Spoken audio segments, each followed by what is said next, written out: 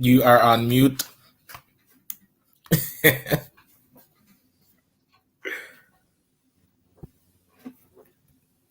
Oh, I'm still not hearing you. Okay, we are having technical challenges this morning. So, what is up, everybody? It's Dr. Vibe here, host and producer of the award-winning Dr. Vibe Show, the home of Epic Conversations, and I'm the host of Epic Conversations, 2020 Best Podcast News Award winner, 2018 Innovation Award winner, given out by the Canadian Ethnic Media Association. I also host the only online show in the world for dads and fathers. It's sponsored by Loveman Care, co-sponsored by Dad Central, Canada's national fatherhood organization. And through that collaboration this year, I've been able to reach out directly or indirectly to over 75,000 fathers around the world this year.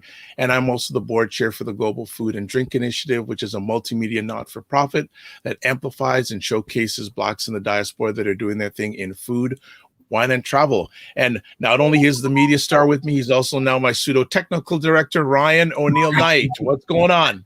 Ad hoc jobs, whatever needs to be done. For those that don't know me, my name is Ryan Knight, one of the co-founders of the Afro-Caribbean Business Network. Feel free to check out our website at acbncanada.com to see how we work with entrepreneurs of African and Caribbean heritage to figure out, hey, what stage you're in today, and then help you create a blueprint to grow your companies exponentially. I'm also an entrepreneur myself. I run a company called Detailing Nights. We provide waterless mobile car cleaning, so we come to your house, to your office, clean your car on the spot without using any water, and are using our plant-based eco-friendly cleaning supplies. Oh, shout out to our youth entrepreneurs that are doing the fall edition of the Detailing Nights program. Torian, Taj, and Nathan doing great work.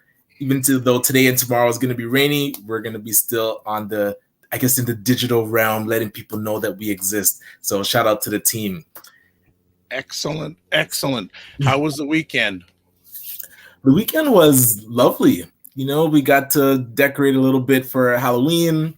Got to have that's coming up. That's right. You and Dr. L. Jones and Caesar on Canada Black Talking. So that was, I loved it. That was fire yesterday, folks. If you didn't catch it, go to the Dr. Vibe Show either on Facebook or YouTube. Catch the replay. It was, like I said, usually we only go for an hour. We had to cut it at an hour and 45 minutes. We could have went longer. It was just out of bounds. Really out of bounds. It was a great conversation. Yeah, diving deep into like the vax hesitancy, mandate hesitancy, the entrepreneurship loans, just chopping it up. It was awesome. It was really good. So yeah, catch the replay, subscribe to the doc. Well, we're on so many platforms. We're on the Dr. Vibe Show Facebook platform. We're on the ACBN Facebook platform. We're on the Dr. Vibe Show YouTube platform, Dr. Vibe Show and ACBN on Twitch, and also Ryan's YouTube channel. So we spreading out. We're getting wide. We're getting wide, as they say it. So yeah, so it was a good weekend. We got a lot of rain happening today in the GTA and the Toronto area. So no better time than being in front of your screen with us, or your whatever screen, your tablet. What's happening? What's going on? So you know what? Looking forward to, as always, another epic conversation this morning. Have two young gentlemen who are part of the Real World Film Festival Emerging 20 program. For those who don't know, the Real World Film Festival, I believe, and both these gentlemen can tell me, it's been around for at least 20 years. Okay. And it's been the brainchild of Tanya Lee Williams, who's a longtime actress who I think more now is more of an activist, especially for BIPOC producers, content producers, actors, actresses, producers, etc. in the film field. And we have two gentlemen today. They're going to talk about their involvement in the E20 or the Emergent 20 program and also their projects. So let's welcome to the digital stage Ryan Singh and Jeremy Loveman. Good morning, gentlemen. Good morning. Good morning. Good morning. How's everything in your worlds? It's going great. Thank you. Thank you for having us. Appreciate it being on the show. Excellent. For me, I'm really happy and blessed to be here and be participating in the Emerging 20 at Real World. Yes. Excellent. Excellent. So before we go any further, Ryan, you've been on a number of my platforms, so I'm going to let Jeremy give a little background about himself first, because we used to you, Mr. Singh. We got you, Mr. Singh. Jeremy, can you just share a little bit about yourself as you're joining us today from Newfoundland? Yeah, so my name is Jeremy Loveman. So Gui, hello. I'm a writer. I'm Mi'kmaq First Nations and a member of Eskasoni. And I live here in Newfoundland, Gadamagug, which it means across the water in Mi'kmaq for Newfoundland, which is also part of the Mi'kma'ki, the land of the Mi'kmaq. So I've been writing for about 6 years and had an opportunity to be involved with the Real World E20 after submitting my project, and got to meet wonderful 19 other cohorts and Mr. Singh, amazing gentleman for sure. So yeah, so that's me in a nutshell. Okay, Mr. Singh. Woo! Okay, Mr. Singh, can you share a little bit about yourself to our dear audience? Yes. I'm a filmmaker, storyteller, photographer, and a multi-hyphenate in many different areas of work. And right now, I've written a short film with my kids, Ava and Sebastian, who were 6 at the time. They're 9 now. Our film is played in over 24 different festivals, pushing on 30 right now. We've won over a dozen awards. And after writing that short film and seeing the success this year, I started to develop it as a TV series. And it is with that TV series development that I got a chance to be a part of the Emerging 20. I've been part of Real World since its inception 21 years ago, Wow. attending as a guest, being a behind the scenes photographer, even volunteering on the E20 when it was launched about 16 years ago. And so it's a full circle to be a part of the engagement and seeing what others have been exposed to. Each year they select 20 people, and Real World has been growing just exponentially. They're now called the Real World Institute, and so they're trying to be an incubator, not just for filmmakers like ourselves, but they're incubating producers, they're incubating different people in different areas, because creating this ecosystem of filmmaking and getting our voices amplified, you need to have qualified, trained people. And that's what Real World with Tonya Williams as the helm has been doing, and has been doing a stellar job. For sure. Nice. Ryan, go ahead. Can I unmute? Oh, yeah. So this is where I feel like my ignorance comes in. Because when we first met, Ryan, at First Fridays, I don't remember how many years ago, you don't realize how talented or impactful people are when they're humble. You're just like, oh, Ryan, you have the same name. Oh, we have something in common. Then as the years go on, and you're observing a person's work, and you're like, this guy is delivering things on a level that I did not know people that are like I know personally can deliver on.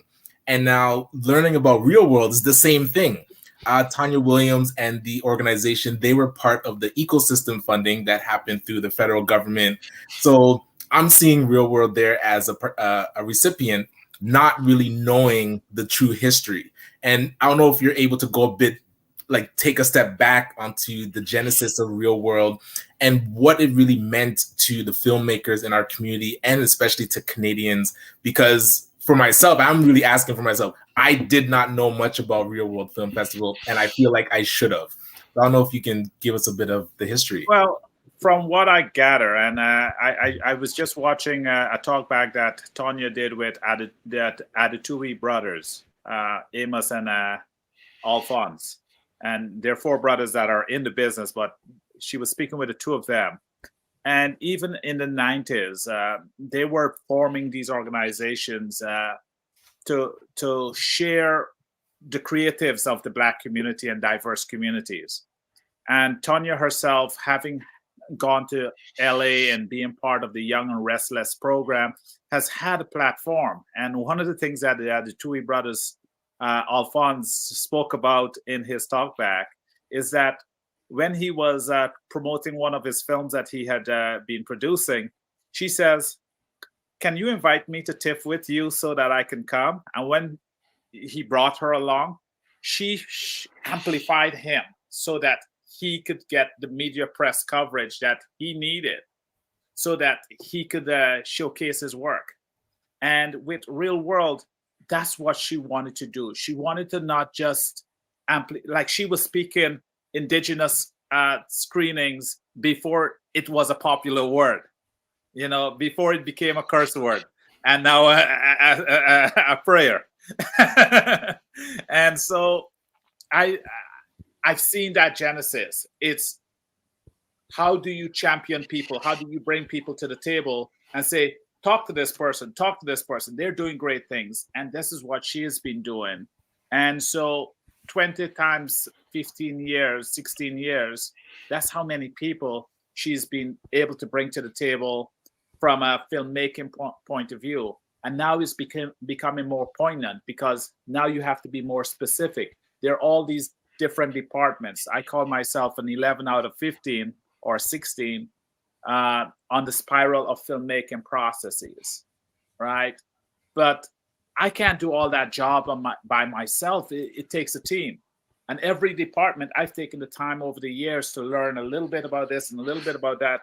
But each person has to be so specific in the department that they know. So casting, you got to get casting directors, managers, public relations, because it's a system that we're creating to create a star. We are an economy as a filmmaking body. Okay. And so there's enough food to go around to feed all of us if we know that we can get into that pond. Okay. Jeremy, I want, because we want to get to know you a little bit better. What was the impetus for you to get involved in filmmaking? It started, I guess, when I was a young child, and acting was a big part of my life growing up, involved in drama. And, you know, I knew I've always wanted to be involved in film at some level. And I had a dream, you know, and saying, hey, one of these days I'd like to be able to move to LA, acting, whatever the course may be. And I was, you know, young father, started out. So, you know, I was blessed with my daughter. So you got to, at the age of 23. So then you got to start putting food on the table and, you know, just look at the priorities. So I put that on the shelf for a while, and as things went along, and then 6 years ago, I was like, okay, now it's time. And so I just started, you know, diving into writing and just getting inundated with ideas all the time. And as an Indigenous person, we're storytellers. So, yes. And, you know, so just, it comes naturally for me to tell a story, and I wanted to be involved, and I had an idea, and I basically just kept bugging people for like 6 months. And then a good friend of mine now, who's my producer, Mark O'Neill, shout out to him. Hey, Mark, you know, took a chance on me, and here I am. So, you know, it's got to thank him for giving me, you know, that next step to believe in me for what I had and what I needed to say. So, yeah. You know, I really want to thank you for sharing that story, because you didn't give up on your dream, even though you were away from it for a number of years. You went right back at it. And I think just hearing that, and I hope others who are watching this live on replay don't give up on your dream.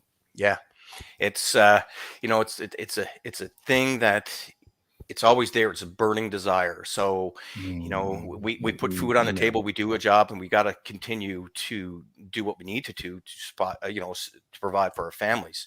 And but that dream is something that, you know, it's a light that's always shining, and just like, okay, and you're going for it. It doesn't matter. You know, we make mistakes along the way, we learn, and that's how we grow. And I've been able to, through my journey as a writer, be blessed with others that have taken taken me under their wing. And I got some pretty decent people that are by my side. Steve Cochran, great guy, has been helping me out within the last while. Steve is, writer for Hardy Boys. He's also written on Lost Girls as well.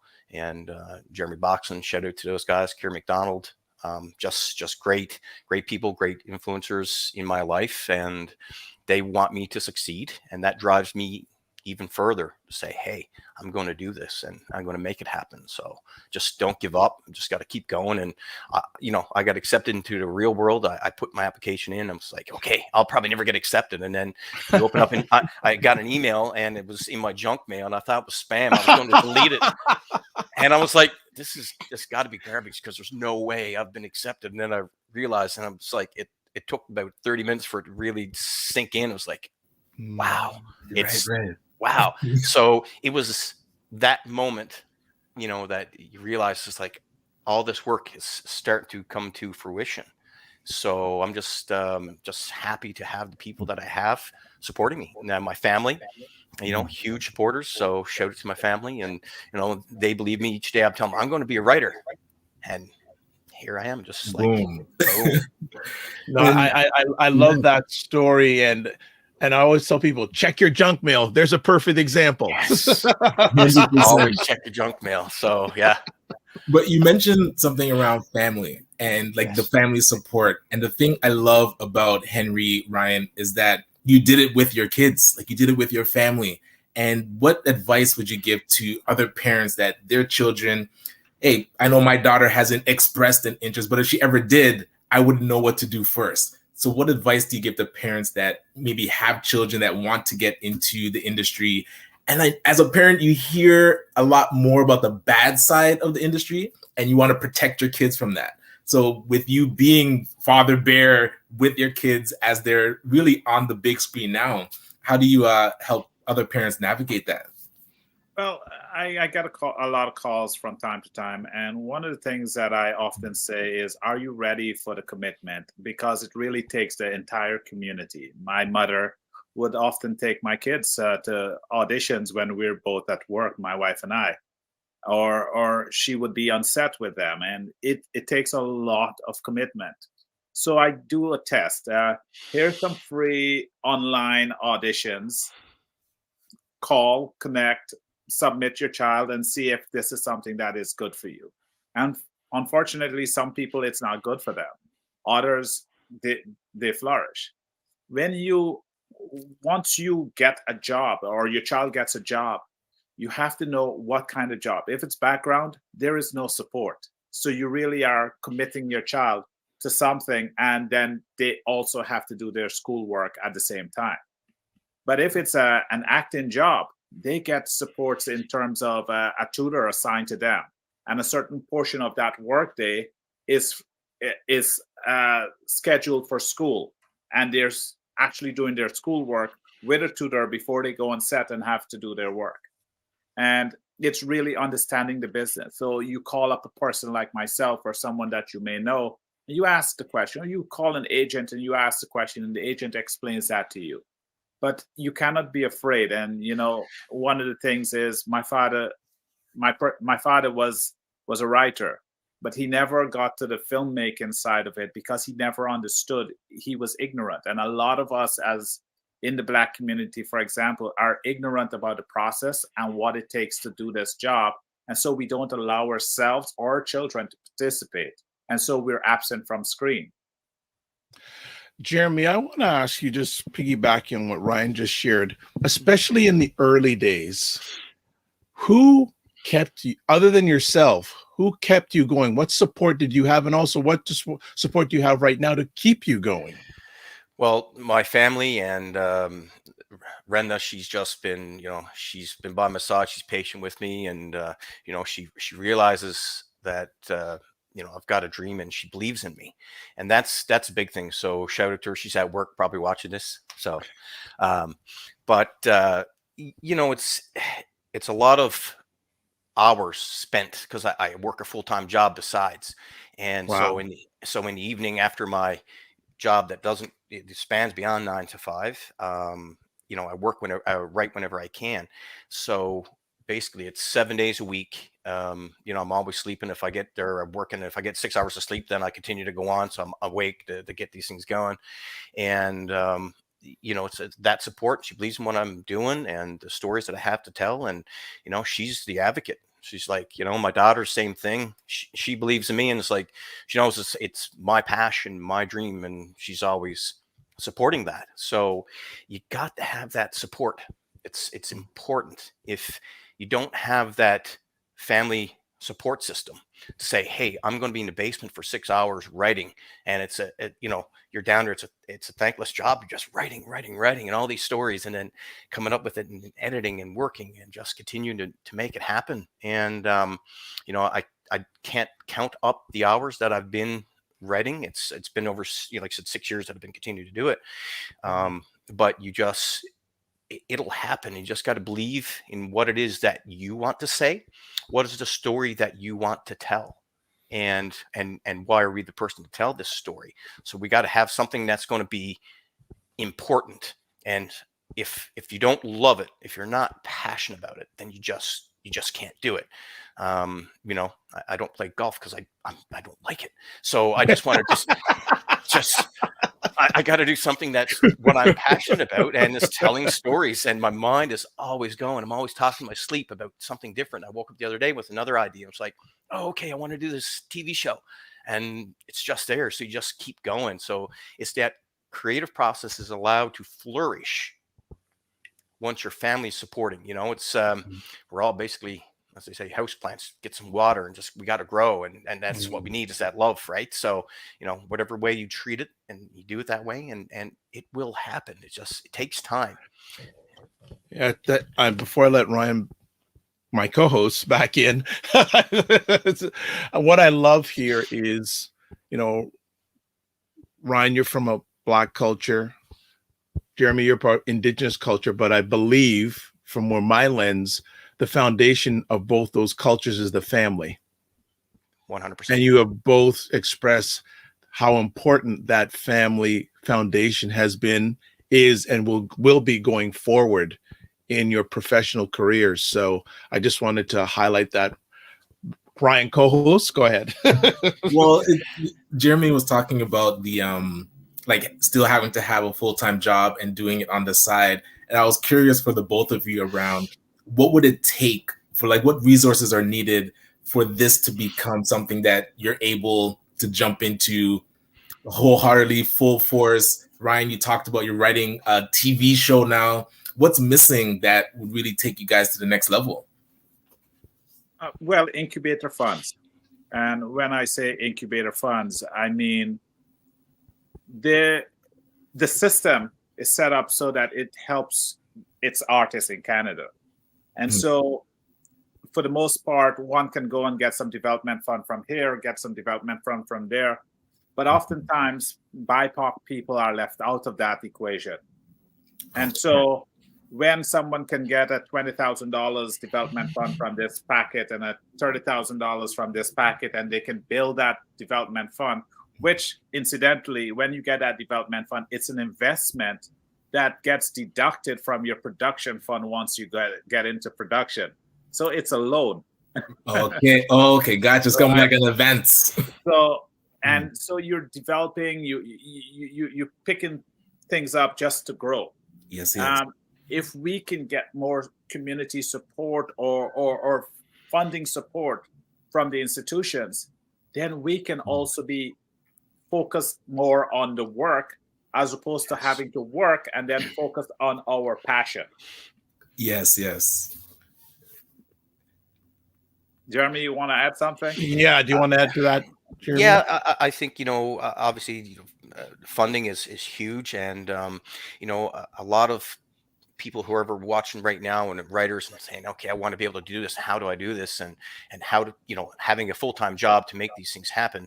And I look at when I first started, because you regarded writing programs you want to be invested in, and it's expensive to get these programs. So I started out using Celtic's which is online. You can use a writing program, and it was very inexpensive. And I continue to still use that program. And they're locally, it's Celtics is based in Newfoundland as well, but they service across the world. Right. So shout out to Celtics. I've been able to use them, and it's been an inexpensive way that I've been able to help with my writing and have something that I can do. And but again, financing is huge, because you're working all day, and it's hard to say, okay, so you take that hat off when you come home and get into the to the next part of your career, which is your passion, which is writing. And because again, until it gets time to put some money in the pockets that we can just do that. So that's a big thing. It's financing. So Ryan's putting a shout out to Final Draft as well. Yes, I use them as well. But yeah, so that's basically it. I mean, just as kind of, it takes time. We're just getting our voices out there. So asking people for money to help fund our ideas is a big thing. And like Ryan said, typically the BIPOC community is left out, but now I'll keep using that term, the paradigm shift is changing. So we're changing the narrative here. And that's where, I mean, you don't have to call out specific funders. There he goes. Listen, as I feel like a representative of the business community, and Ryan, we've talked about this before. One, how do we get the business community to rally around these projects? And then two, how do we get the business community to put the pressure on the current institution that are the big players that typically fund projects, and the funding seems to be missing the community? Well, private financing is certainly a part of that paradigm shift and engagement. But oftentimes people don't know how to realize the return on investment from private financing, because again, that ignorance about the business is there. But like any commodities, when you go into the real estate, you know that when you buy a house, it will appreciate in value and you can sell it. It's the same thing with our intellectual property. We have an intellectual property. It's a commodity. Our scripts are commodities, and it's saleable. Our stories, when we produce it, are commodities.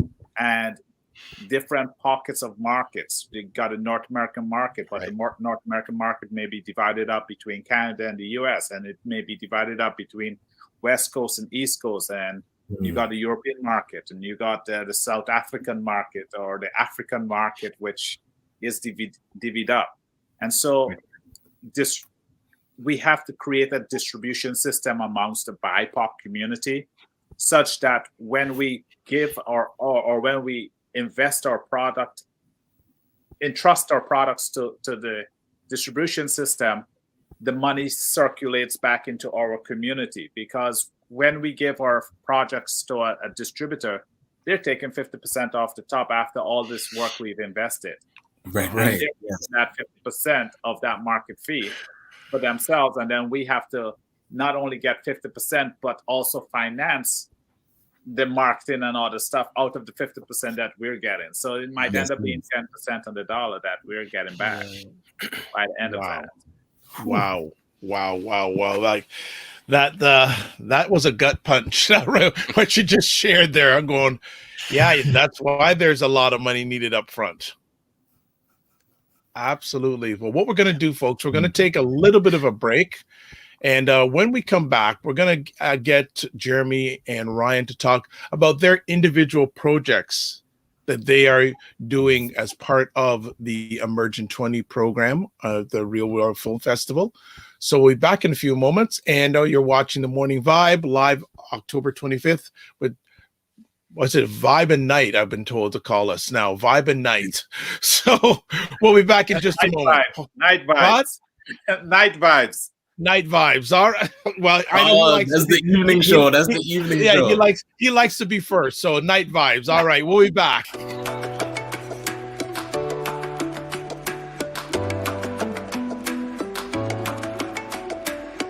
Hi, my name is Ryan Oneil Knight, the founder of Detailing Nights and one of the founding members of ACBN Canada. Our vision is to help unite and educate Afrocentric entrepreneurs so they can grow their businesses in a successful and sustainable way. We're helping businesses increase their sales and operations by providing networking, training, and consulting. So as a business owner myself, I found it difficult to find like-minded individuals, especially in my own community, that were doing things on a regular basis to help our businesses grow. ACBN Canada is that solution. We've created this community to surround your business with support to help you increase your sales and your profits. With expert workshops and masterminds to help keep you accountable, come and join us and really get to the next level.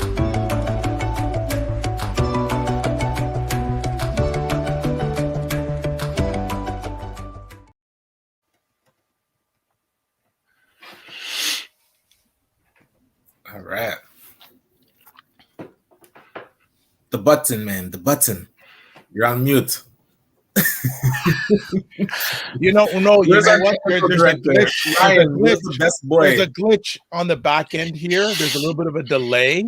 So what's being live and what I'm seeing, there's a little bit of a delay. So that's why I'm playing lip sync, like Backstreet Boys lip sync. You know, you see when a movie credits they roll, how many people are involved. The add to the team. We're gonna add to the team for this production. There we go. So, folks, there's a glitch going on my end, so my apologies. But as we come back with the conversation here, Jeremy, can you just share about your project that you're working on in part as part of the Emergent 20 program? Yeah, I just got something here, so I can kind of just read from it. It's just something not too big, so you can kind of understand what the project is, if that's cool. So it's about a group of friends who set out to prove an existence of a sinister presence on a secluded island, only to realize beyond their belief the evil in which they seek has been with them all along. This supernatural thriller is about Damon, a 24-year-old Mi'kmaq First Nations university folklore student, and he's obsessed with the legend of the fallen angels. Damon shares some of his legend with his friends, Brent, Jenna, Stephanie, and Steve, and persuades them to join him in his quest to seek the truth about what he calls Bugladamash, the fairies. Damon feels the fairies are the reason his parents went missing 20 years ago, along with other Mi'kmaq people. Damon and his friends travel to Separation Lake on New World Island to begin their search, as this is where Damon's parents went missing, and Damon was found adrift in the ocean, clinging to an overturned canoe. However, unbeknownst to his friends, the evil in which they seek already lurks deep within his soul. Damon is a changeling possessed by a demon fairy when he was a young child, and now must lure people back to Separation Lake as prey for the demon fairies. The demon fairies remain trapped on the island until they possess human bodies to become mortal and walk the earth again. As the adventure unfolds, friendships begin to unravel, and the closer they get to New World Island, the more powerful this demon inside Damon becomes, and the force that lies within him is unleashed. No matter how hard he fights, Damon succumbs to the demon in the end. His voice is silenced, his vision is occluded, and his emotions are suppressed. And it's the thematic undertone for this film is assimilation of a culture. So these fallen angels are a metaphor for how the government's legislation on indigenous people was aimed at assimilation in the 19th century. What? And as a Mi'kmaq, shout out, Damon educates his friends on the meaning of his journey to New World Island, where indigenous people seemingly disappeared overnight. You see, colonization is very real. And I wanted to touch on this in my script. And I think it will resonate with many viewers today as the past events by the government has come to light. And there's a clear paradigm shift happening. And so we will no longer be assimilated. So that's my story. Man, wow. Listen, I'm listening to that. I'm visualizing it. Yes. I don't want to give away the plot or anything, but I'm curious, are the fallen angels that are possessed now in Damon the thing that he actually has to embrace? But yes. He feels like, ooh, yeah. So see this show. That's so that's the thing. Like, all the fallen angels, all the assimilated people that are there, and Jenna, who is also Mi'kmaq. Now she does survive the clutches of Damon and the fairies. Well, as we'll see. But as and I look at, and I write this, like I said, from a place of culture. So that's why I can tell this story. Yeah. But having, a strong indigenous woman there, I'm a brother, the youngest, and my sisters are just, huge supporters. So I write this and I look at for them being a strong female, growing up that way. And they're the ones that used to, pick up for me and fight the bullies. So I was like, they were just, they jump in a heartbeat. That's what they did, right? Wow. Yeah, just didn't mess with my sisters. That's it. And my daughter's the same way. And she's a unapologetic advocate for Indigenous, and it's important that she sees this. So I think by doing something different with a supernatural thriller, that'll turn things on its head, because we look at when this takes place, and I say, as the professor says in the very beginning of this film, and he says, "Welcome to this new found land." It wasn't found. Right. We've been here for over 10,000 years. So I just want, just so people are clear about that, there's a lot of these things that are changing. And finally, Newfoundland did away with Discovery Day because, Cabot didn't discover anything. He found it, but, he landed there. He came to vacation. Yeah. So, so that's very important for me. So I wanted to be able to say, and, it's such a juxtaposition, because you got this white professor talking about this. And then here's Damon and Mi'kmaq, is about missing people as well, and about the land, because this was their land, and his uncle warns him not to go because their people disappeared. Some people say they were driven from the land. So there's a huge undertone here, I think, that will resonate with people, and I hope it sparks the conversation. It will, not hope, it will. Thank you. Yeah. So sorry, is it going to be live action or cartoon? No, it's going to be live. Yeah. So okay. Yeah. So that's what we have. So just want to say a shout out there. And to me, it's powerful, and something that we can do in that world of the supernatural, but really have a message. So that's.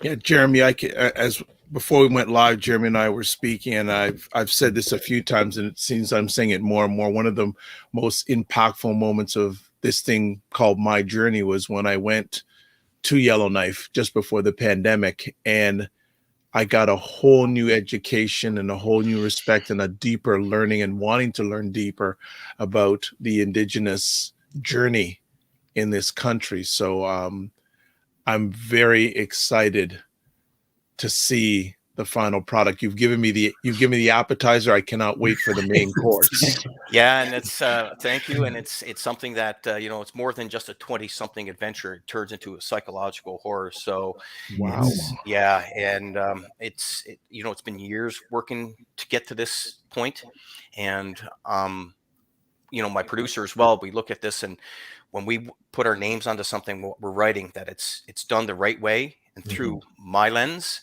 because this is how I see it. And we see often so many stories told from a white perspective, but they're, again, we tell it from a place of culture. So that's just it, so I've got so many stories to tell, and this is just the beginning. And it's so difficult to personify the journey that people go through. This is happening every day with every person. And in the Indigenous community, it's completely ignored a lot of times. Yeah. And so to be able to put it on screen in a way that people can digest it, I feel like has been missing. So I'd love to looking forward to seeing that. Thank you. It's self-discovery of things that are happening, and fighting, because he has he's fighting his inner demon. And so those two worlds are colliding. It's just like, how, right? And people will see that, and so I'm excited for it too. So thank you for giving me the opportunity and this platform to talk about this. Our pleasure. My pleasure. Mr. Singh, what project are you aligning yourself with the Emerging 20 program? Well, like I said, I'm working on Henry the TV series, and it picks up several years after the proof of concept, where 10-year-old Simon, after the grieving of his dead father, discovers that his dad had invented a technology, a secret invention, and on discovering this, the corporation is coming to recoup it. So he must escape with his 10-year-old sister, who is an android humanoid technology, and go into hiding, leaving the mother without them. And so as mom looks for the children, Simon must stay at bay to protect both him and the technology that is in his sister. The corporation develops an android lookalike to his father, and sends it to capture the kids. Because Sophie, without being able to get updated to the mainframe, she starts losing power and may eventually die. And until the father connects with, or the android connects with them, Sophie's able to reboost her energies. But in so doing, she also updates the android Henry in such a way that that he realizes that he's not supposed to be working for the corporation, but protecting the children themselves. And so that leads us into season 2, where much more will be revealed about this family structure. And so again, these stories come from my own personal experience. I like to say that the story is much like Westworld for younger audiences. And it comes from my own personal experience. You know, many of us Caribbean children born in the Caribbean, our parents left us back home and went out in search of a better world and bring us after 5, 6, 7 years later to join. And we're often estranged from them. And so it's taken on that notion to be able to tell our immigrant story and our feeling of displacement. And so that android represents that estrangement that we feel, and often feeling like aliens and like androids in a structure that is supposed to be familiar to us. And the interesting thing is when you talk about you're running away from the thing that you're actually supposed to be embracing. So they're trying to get away from the lookalike, but it's the actual connection that creates his awareness. And in Westworld, that self-awareness of the machines was the big underlying tone. And what does it mean to be human? That whole question, even as human, hey, maybe we're in a simulation, who knows? But you're able to question it all the way through. So yeah, I'd love to see that storyline unfold. Yeah, it's a driving engine that allows us to explore more and more, because you know the world is becoming a monolith, but still we're pluralistic in our vision and discoveries, as we've seen with Jeremy's story, which is very similar in theme but different in its approach. Love that. Got a question for both of you from our audience, from Christopher, our number 1 supporter of the Morning Vibe show. With technology ever so changing, what can we expect from producers like yourself that create amazing short films and movies? Ryan, I'll let you leave with that. You know, with the changing technology, it means that we being able to finance our project is not inaccessible. Everyone who has a cell phone can now be an incredible storyteller from that point of view. And so when we have the resources poured into our production companies, we can now expand on that. But everything starts with story. So being able to design and formulate your story in a meaningful way will allow you to tell bigger stories when that funding and resources come in. Right. Jeremy, you want to add to that? Yeah, just right off what Ryan was saying, I agree. I mean, you know, technology today and with your phones, if you got something that's important to tell for you and you want to get it out there, just do whatever means possible at first to get it out there. And you know, like I said, using your phone, whatever you have, any technology. And it's, I think, especially now, the opportunities with Zoom meetings, everything else that's going on, be able to get your voice out there, because being here in Newfoundland, it's very difficult. I don't have the resources and never had the resources really to be able to get to these programs, not knowing about them. But with the Zoom and attending all these conferences, it will help everyone, you know, elevate their stories for sure. But definitely with the technology, we got to get, you know, more resources pouring in to have that financial backing to be able to tell that story even better through a better lens, you know. Nice. For both of you, what kind of support and uplift has the Emerging 20 program provided both of you? it has allowed me to really craft my storytelling and pitch it to decision makers. And Friday we had an opportunity to pitch to at least 10 decision makers, and over the last 3 weeks we had some of these decision makers come and talk to us about their programs. And so now we are a little bit motivated about how to approach them with our projects and to better tell our stories in a meaningful way. And so if we're working in a silo and we don't have these opportunities, we are basically just pedaling and stirring water, but not making any movements. And now we actually have a direction, we have a purpose, and we're driven to get in our projects in the hands of people that can make those decisions and get us to making or at least developing our projects further. Jeremy, what sort of uplift has the Emerging 20 program provided you?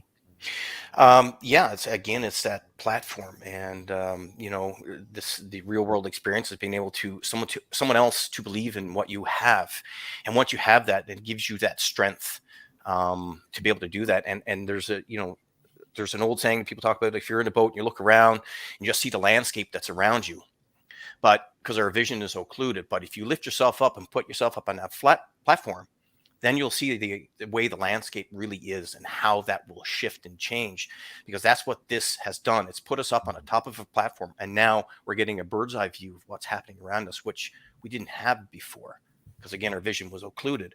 And I feel that now this platform is going to continue. We have people and contacts that we've made, and like our E20 cohorts we're great. We're staying in touch, and we're going to continue to work and creatively build something together and as a team. And that's what you got to be able to do and share. And if anything I can do with this platform is be able to help other Indigenous filmmakers or filmmakers in general just around to help say, hey, I can give you some support, because that's what you do. When you get to that level, you always give that support back, because that's how it has. If always pull somebody up, just always. And we've definitely seen that personified with how Tanya Williams has created an entire incubator film festival, the entire ecosystem. I saw she mentioned this Access Real World, where it's a list of all the different jobs and positions that a person could need to be able to fill out their credits. All this with the ecosystem. Again, I want to harp on, have you seen enough support from the Black business community? If not, what would be I don't want to say the pitch or the message that you would get to, let's say, a business owner like myself or private equity, for us to get more involved? Like, what would you want us to hear? Go ahead, Jeremy. No. Well, Jeremy, I think for the Indigenous community, I don't know about the Black community first, but the Indigenous and Ryan for their respective communities.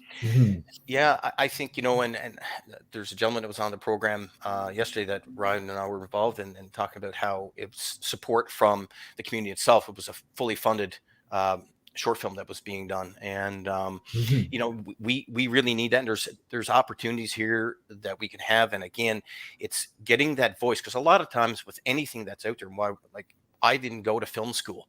I just wanted to just break barriers where I could. It doesn't mean just because I don't have an education for film doesn't mean you can't do something. And a lot of times people get caught up on that. I mean, my daily job of what I do, I'm supposed to have a business degree, but I don't, because I learn and just felt it and you're passionate about it and you do it, just make it happen. And, as we get here now, people will recognize what we have and what we can do. But before that, typically you got to have that writer's credit before people will believe in you. But how do you get that if someone doesn't believe in you? So right now it's that catch-22. So right now, that's what Real World has done. They stopped that, and they said, they just plucked us out and said, okay, here we are. Let's make this happen. So now we have that opportunity. So it's believing in people that's starting up, and that's where that funding and financing needs to come from. But again, it is difficult and to get people to believe into a project, depending on there's other avenues that you can apply for. But again, it's still there's that catch-22. So that's basically what I have to say about that. So I don't know, Ryan, if you can. Yeah, part of the ecosystem is not just funding and financing, but it's also audience retention. Because without a strong audience and what they call it, if you don't have fans, why should we invest in you? Right? Because people got to watch our program because, again, it's a commodity, and our commodity is eyeballs. So if people don't come out and support and watch our programs and be a part of the programs and request it and say, we want to see more programs like this, and even as you say, business people saying, we will sponsor programs like this with to show that our community is interested in seeing this stuff, so we'll invest in things like this. So investing in artists like myself or artists like Jeremy or any emerging artist, having a community and saying, we'll pour some funds in there, investment. And I keep stressing investment because for something to become sustainable, it has to be able to be sustained. And if we're just handing out hard-earned money without a way of recouping that either through the program or through the development of content, such that we can see it being sold into different communities and then bringing back that money back into the program, then we can't have something that's sustained, and we keep having a give me mentality. Right. Makes sense. So we need that investment in us so that we can bring back and be contributors to that investment pool as well. I'm just going to jump in here because a lot of times when people ask me they want to start a business endeavor, I say the most important thing you have is your community. Because if you do not have a community and a relationship with your community, we are all content creators here. What would happen if we produce content and there's no community out there watching it or supporting it? Right. No investor is going to even look at you. Each one of us here, we all realize that when we want to get our ideas supported, especially financially, we know one of the key questions we're going to get is who's supporting it, who's watching it, community, relationships and community. So whether it may be film, whether it's digital content creation, the most important thing you have is the relationship with your community. Absolutely. And that's where I feel like on one side, Ryan Singh and his team have done what they needed to do on like the film screening circuit. But now it's on us as the business community to say, what can we do to now bring the other side of the equation so that it becomes this really cohesive package that can be pitched and sold and get further investment. And so I'm looking forward to building out what that other piece looks like. How do we get this message to just the Black business community and the community at large to say what is needed from us to now amplify what's already been done? Because so much has already been, I feel like the proof of concept is there. You've done that side of it. Well, and same thing here with Jeremy too. I know this term. I don't like using the term ally. I like to say friend. Yes. Because allied is so overused, but Jeremy, you have friends with all three of us here on screen, so we're not going to leave you behind. So don't think we're leaving you behind. We want to see you, and we want to see Indigenous people win, because if you win, we all win. Yeah, 100%. Yeah, and knowing what it takes to get it to the finish line, because that's exactly. You miss it at the early stages where it could really help. It's, and everyone talks about it's a marathon, and it's more than a marathon, and it's it's a constant uphill battle. But again, if you want something, you don't move a mountain by lifting the mountain. You move it one stone at a time, as they say. So that's what you do, and just So it's just a stone at a time. And that's an old. I don't know where I heard it to, but I used to use that example all the time. A little puny man came up a mountain and asked God, how can you make me strong with muscles bulging? And God says, you see that mountain over there? Move it over there. And he went and he moved it one stone at a time, one pebble. And at the end of that, he carried the last stone and put it on top of the mountain. He says, God, I satisfied your request, but still you haven't made me the strongest man in the world. And God says, go back to that puddle where you just moved that mountain, and look at your reflection. Yes. Look at the muscles bulging out of your body. Look at all of this. You have accomplished everything by just moving that mountain, and that mountain is no longer where it was. It's where it's now. Exactly. Yeah. Storytellers personified. We got storytellers personified. We're gonna let you guys go in just one or two more conversation pieces. Christopher has another question saying, are there any up and coming short film creators from Canada that strike your attention? There is I watched the program here and now program at the Real World Film Festival, and today's the last day of the Real World Film Festival. So if there's anyone that wants to see a program, you can pay $10. It's just $10, and watch the Here and Now Film Festival, and you'll see several voices. You can pay more money and watch the entire program lineup right now on Real World, and you'll see so many voices. These are the next up and coming voices, the here and now voices. It's there right now. You just tune in, watch the program, and be a part. Follow these people because they need it. If you go to CBC Gems, one of the filmmakers on the Here and Now stage is part of the Next Stop program, which was a short film TV web series that showcases Scarborough in a meaningful way. These are the new voices that's happening right now. And again, follow us on Instagram or Facebook and be a part of our movement and come out and volunteer if you can, and help us take our stories, our mission to the next level. Okay. Well, before we let both of you leave, I have one more conversation piece. I know that every project that you've probably worked on, each of you, has shown something about yourself or revealed something about yourself that you may not have known of before. So I'm going to ask Jeremy first.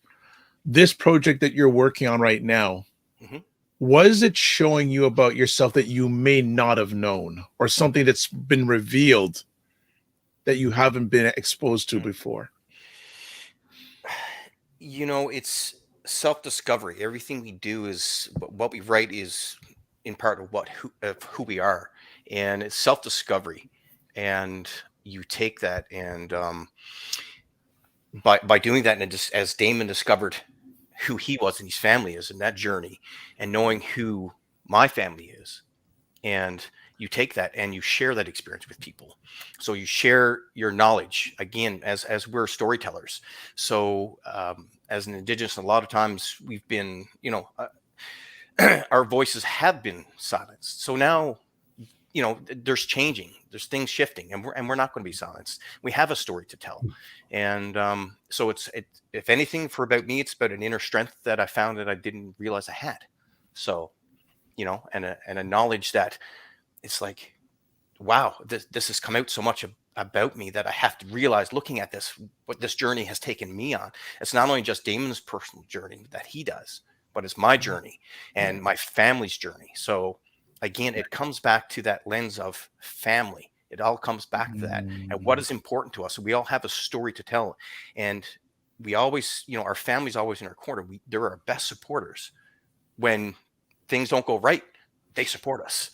Right. So, and when they go well, they're going to be ones that's going to push you up and put you there, because again, this thing is like looking at an iceberg. It's 10% is on top of what you see of us. The 90% of underneath that struggle that we were trying to show, of the things, the failures that we've had, the no's. There's more no's than yes than in film. So, and we understand that. And it's like, just because someone says no, doesn't mean you can't make things happen. That's just what one person says. So just believe in yourself and your family, and that self-discovery, and that journey will take you to places that, look, here we are today. Love it. Mr. Singh, what's Henry telling about? Right?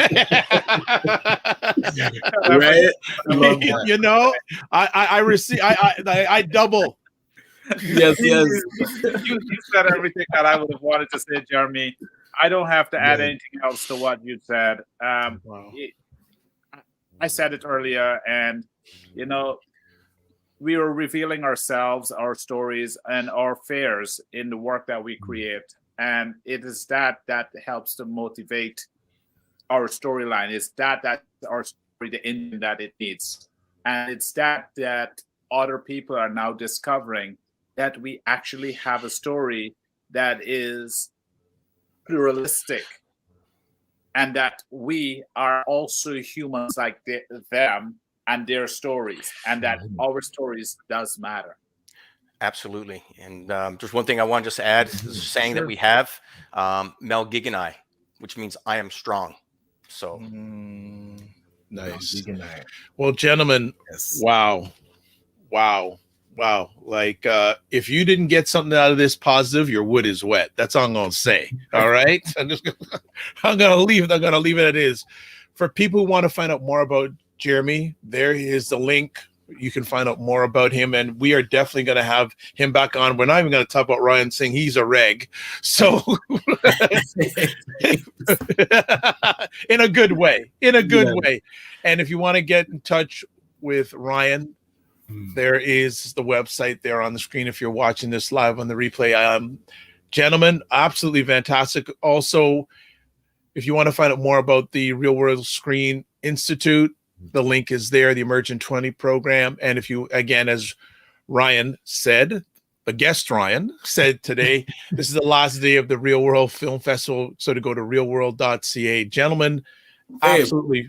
More than that, listen, today is the in-person screening of the Marcus Garvey movie. We, as the ACBN, are bringing our team out to watch it. If there are tickets left, jump on realworld.ca and get them. Come and watch with us. This is going to be something that I feel like can really reignite the passion that Black community could have about building our own infrastructure and our own economics. So if you haven't gotten tickets to that and you're free this evening, 7:30, well, we're meeting for dinner at 6 if you want to join. 7:30. You're paying? Yeah, ACBN's covering. If you're coming down, ACBN is covering dinner. The guy just now, he tells me this thing about for the last week and just the day of, oh, we're paying for dinner. Oh, real nice. I saw Roy Anderson last night.